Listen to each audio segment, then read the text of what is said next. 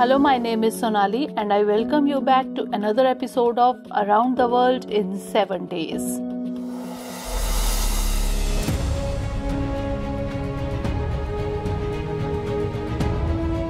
For China, its neighboring countries probably think something similar. China's actions have created a similar image in the eyes of its neighbors. Actually, recently China has once again fueled this issue by releasing its new map. In this new map, China has shown Arunachal Pradesh and Aksai as its own part. It has not even left Taiwan.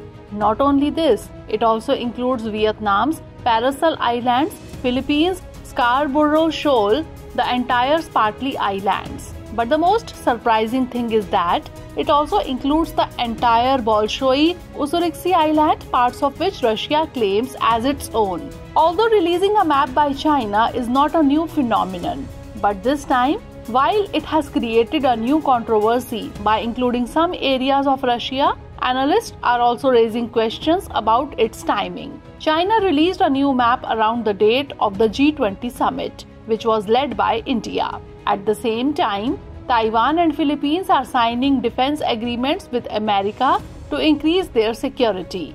In such a situation, the question arises that what is China trying to convey through such repeated efforts? Why has it taken the risk of angering Russia, its close ally? Will it have any impact? In today's discussion, we will find answers to these questions, but first, let us understand the root of the controversy. China's dispute with its maritime neighbors dates back to 1947, when China's Kuomintang government claimed most of the South China Sea by drawing an 11-dash line on a map. Later in the year 1949, the Gulf of Tonkin was excluded from the 11-dash line. As a result, the 11-dash line came to be known as the 9-dash line. On the basis of this map, China claims the South China Sea as its internal part. This 9-dash line passes through the official maritime zone of the South China Sea. South China Sea countries like Philippines, Taiwan, Vietnam, Malaysia, Brunei, Indonesia and Singapore, and hence this line has become a cause of international controversy. But the map recently published by China is not drawn in the 9 dashes but in 10 dashes.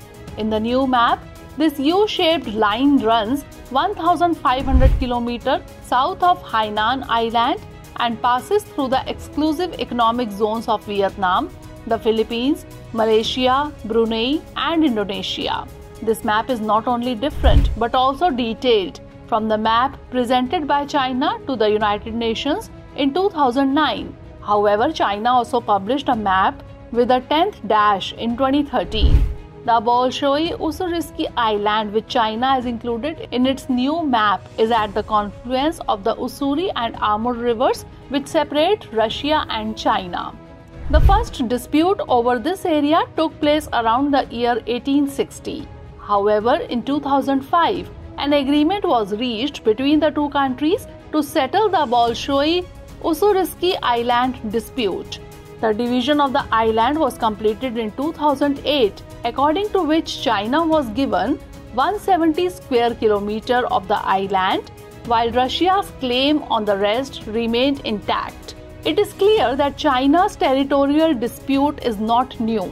Many reports say that in total China is having border disputes with 15 countries, which also includes countries like Nepal, Japan, North Korea and South Korea.